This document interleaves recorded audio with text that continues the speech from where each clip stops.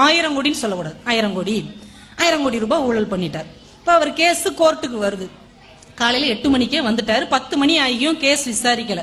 இப்ப நீதிபதி பாக்குறாரு, ஐயா சாப்பிட்டீங்களா? இல்ல சீக்கிரம் கிளம்புனதுனால சாப்பிடல. உடனே அவர் சொல்றாரு, பியூனை கூப்பிட்டுட்டே, பெரிய ஆபீசரா இருந்தவர் ஏதாவது ஊழல் பண்ணிட்டாரு, அக்கா சாப்பாடு இல்லாம உட்கார்ந்து வைக்க முடியுமா, ஒரு இட்லி ஏதாவது வாங்கி கொடுறா.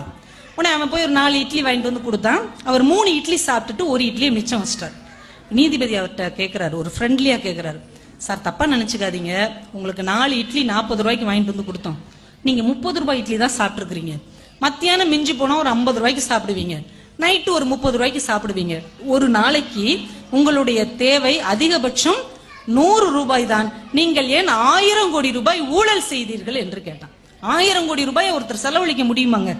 அவ்வளவுத்தையும் உட்கார்ந்து சாப்பிட முடியுமா? ஆனா ஏன் அதை செஞ்சீங்க?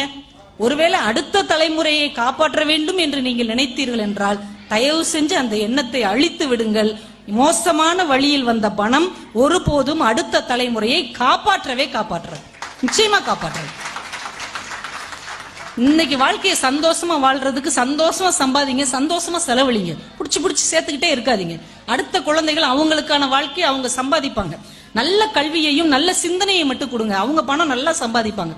அடுத்துன்னு ஒவ்வொருத்தங்களுக்கா சேர்த்து வச்சு ஒரு மிகப்பெரிய உலகத்தின் ரகசியத்தை நான் உங்களுக்கு சொல்லட்டுமா?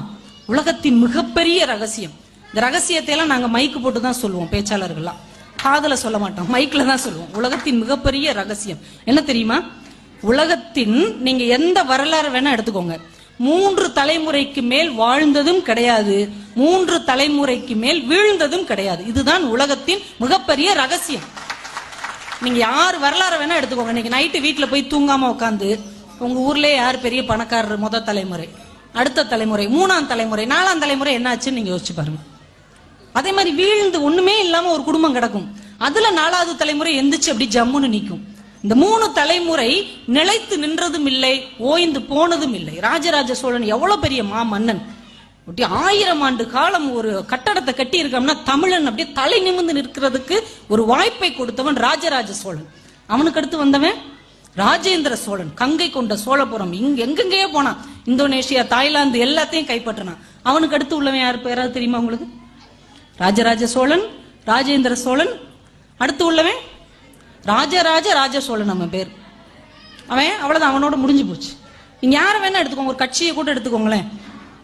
ஒரு கட்சிக்கு யார் அண்ணா இருந்தாரு, அவர் தலைவர் கலைஞர் இருந்தாரு, அப்புறம் இன்னும் அதுக்கு யார் நிரந்தர தலைவர்னு தெரியல. இந்த பக்கம் வாங்க, எம்ஜிஆர் இருந்தாரு, அம்மா இருந்தாங்க, அடுத்து யார் வேணா வரலாம் போலாம். நீங்க கூட முடிவு செஞ்சா இருந்துக்கலாம், உங்களுக்கு நேரம் நல்லா இருக்கணும், அவ்வளவுதான். இருந்தா நீங்க கூட போய் உட்காந்துக்கலாம்.